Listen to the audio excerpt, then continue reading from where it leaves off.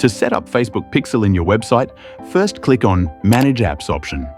Then go to Store Management option. Here install Multi-Pixel Metapixel app. Now click on Add New Pixel button, then here enter your desired pixel name. Now enter your pixel ID. To find Pixel ID, go to Ads Manager. Click on Events Manager option, then copy your Pixel ID and paste in Pixel ID field. Now to get Access Token. Click on Data Sources option in Ads Manager, then click on Setting option. Here click on Generate Access Token option. Now copy this token and paste in Access Token field. Then click on Verify and Save Pixel button.